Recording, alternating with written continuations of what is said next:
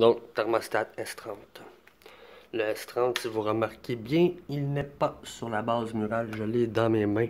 Détail important, avant d'appliquer le courant, parce que sinon, si j'applique le courant tout de suite, la carte va envoyer le signal au thermostat qu'il n'y a pas d'élément électrique, étant donné que je ne l'ai pas encore configuré. Donc, je m'exécute, j'applique le courant. Reconnaissance du numéro de modèle par la carte de la fournaise. C'est bien le petit point, c'est ça qu'on veut. Maintenant, j'appuie sur le bouton jusqu'à ce que la barre horizontale apparaisse. Rapidement, une deuxième fois jusqu'à ce que le H majuscule. Il va énergiser ses relais, savoir combien d'éléments électriques se trouvent dans le cabinet.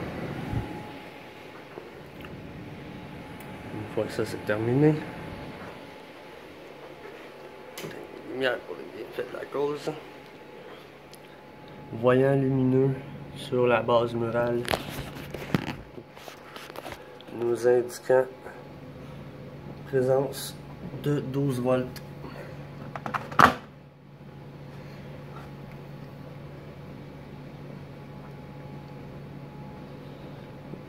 Une fois le thermostat sur la base, ça peut prendre jusqu'à quelques minutes avant qu'il soit énergisé et qu'on ait une image qui apparaisse.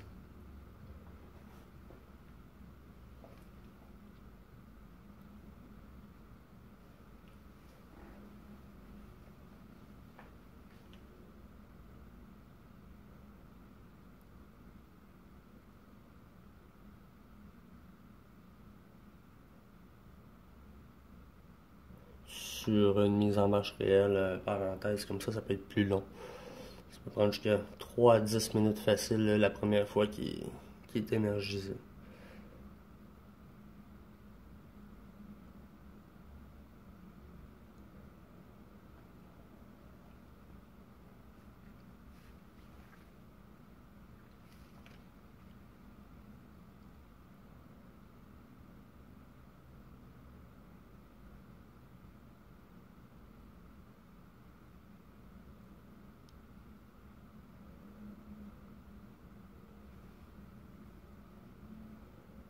Donc ce message apparaît de façon régulière sur la mise en marche. On fait tout simplement l'ignorer. On n'est pas rendu à reconnaître le réseau Wi-Fi. Code d'erreur ici, on va juste cliquer à côté. On va se diriger dans le menu. Réglage avancé. Voir le centre de contrôle des dépositaires. Continuer. Équipement. Premier en haut à gauche, le Smart Hub. On touche pas, on touche pas, on touche pas, on touche pas. Rattrapage en douceur, important qu'il soit enable. Retour à l'arrière. Pour l'instant, ces paramètres-là, on ne touchera pas. C'est sûr que si je modifie le mode de refroidissement et que je le mettais, admettons, à confort, ça pourrait augmenter le bruit de l'appareil à l'extérieur. Je reviens à l'arrière. Donc, pour l'instant, j'ai rien touché jusqu'à basculement automatique zone morte. Je vais le mettre au moins à 2 degrés. Point de chauffage maximum, on barre ça à 30 Celsius. Le minimum en climatisation à 15,5. Minimum. Bon. Les différentiels et les minuteries d'étape. Dans le cas d'un S30, on pourrait l'ajuster en backup. À 1 demi-degré la première, à 1 degré et demi la deuxième, avec un délai que j'ai activé au préalable de 30 minutes pour la thermopompe en chauffage. Pourquoi je dis en backup? Parce que c'est compatible avec l'équipement communicant, donc on a une sonde qui est plantée dans l'alimentation qui va faire en sorte que je vais contrôler mon chauffage par Evenheat et lui dicter une température cible à atteindre dans l'alimentation. Et pour ce faire, il va jouer avec la vitesse de la thermopompe et le stagement des éléments. Donc, contrôle par point d'équilibre, je l'active. Enable, c'est beau. Retour en arrière. Mon point d'équilibre supérieur, 10 degrés. Mon point d'équilibre inférieur, moins 20 si c'est une XP25. Et moins 12 si c'est de l'équipement standard comme une SL18, par exemple, qui est aussi communicative. Les étapes de chauffage en cours durant le dégivrage, 2, c'est suffisant. L'adhésion, on touche pas pour l'instant. L'humidification maximum, je crois que le maximum c'est 45. Donc on laisse ça comme ça. On laisse ça comme ça. Protection contre très basse température. On pourrait l'activer. Cependant, il pourrait apparaître des messages de code d'erreur dans l'écran d'utilisateur. Comme quoi, dû à une température basse extérieure, le compresseur réduit sa vitesse.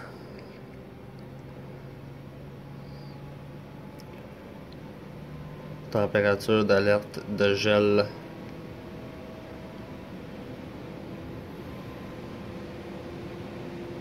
Ça, c'est pour la maison. On va l'activer à 10 degrés.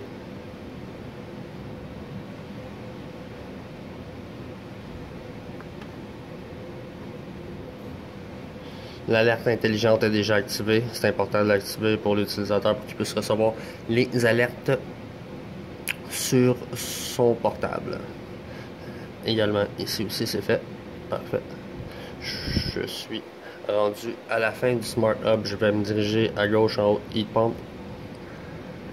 Le nom de l'équipement, on n'est pas obligé d'y toucher. Dans à propos, on va pouvoir situer le numéro de modèle, numéro d'équipement, numéro de série, ainsi de suite. Je reviens ici en haut, Heat Pump. Le anti-short cycle delay en bon français, 5 minutes, je trouve ça un peu long. Des fois, je peux le réduire un petit peu.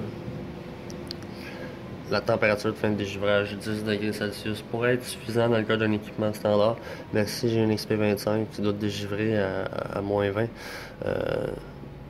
je vais peut-être opter pour un dégivrage qui va se terminer à 21 degrés Celsius. Plus long, mais plus efficace.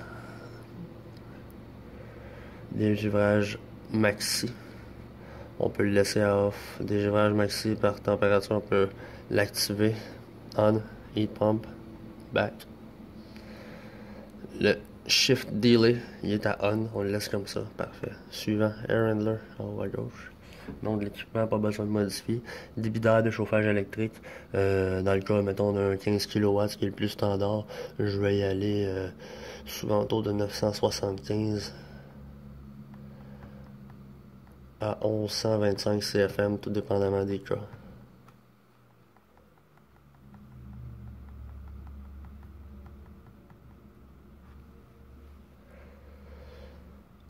Débit d'air en refroidissement élevé. Bon, dans le cas de 2 tonnes et demi, exemple, je vais l'ajuster à 1000.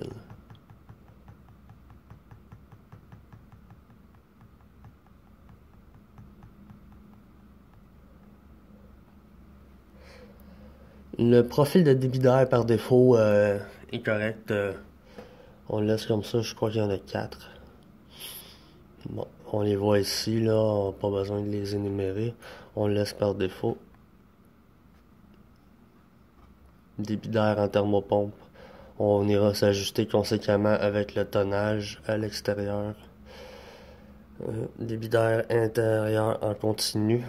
J'aime bien y aller justement à 25% de la capacité totale de la maison.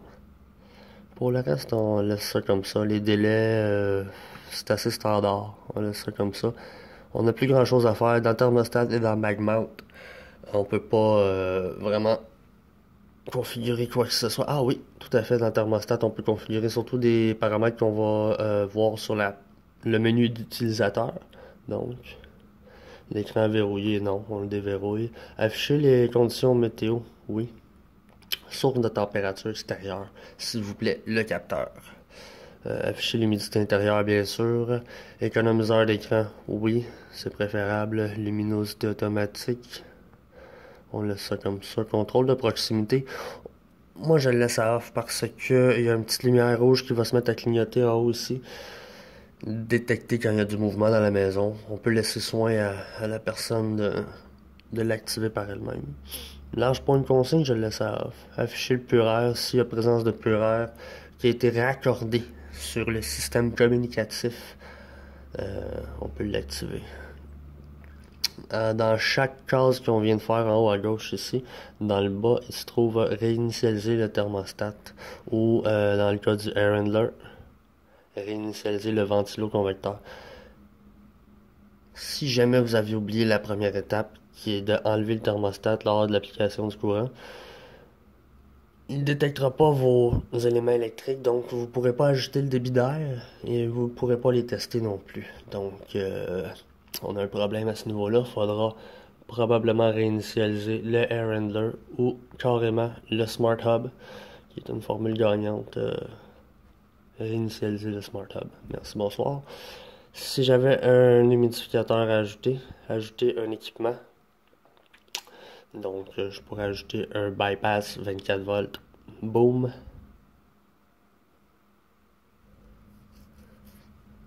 Dans le cas qui nous occupe ici au bureau, nous avons installé l'Humidistrol. Donc, on va l'activer. Lui aussi est raccordé au système communicatif. Donc, il va le reconnaître, parfait. Je pourrais tout réinitialiser les paramètres que je viens d'ajuster. Donc, je me dirige à l'onglet test, désélectionner tout. Donc, je vois mon Electric Heat. Portez bien attention, si vous ne le voyez pas, c'est parce qu'il n'est pas reconnu. Donc, il faut réinitialiser, je le répète. Je peux procéder à mes tests un par un. Et admettons, ventilateur, départ.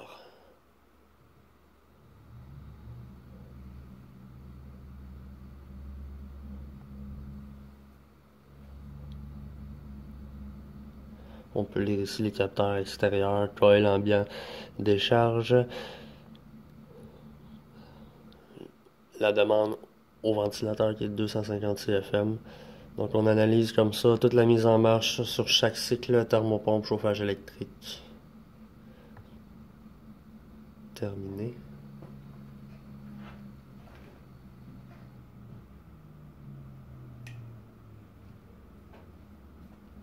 Donc dans le cas qui nous occupe ici, la sonde Ivenit n'est tout simplement pas installée. Mais il sera important d'aller dans les réglages avancés et d'activer le mode de contrôle de température de standard à Ivenit.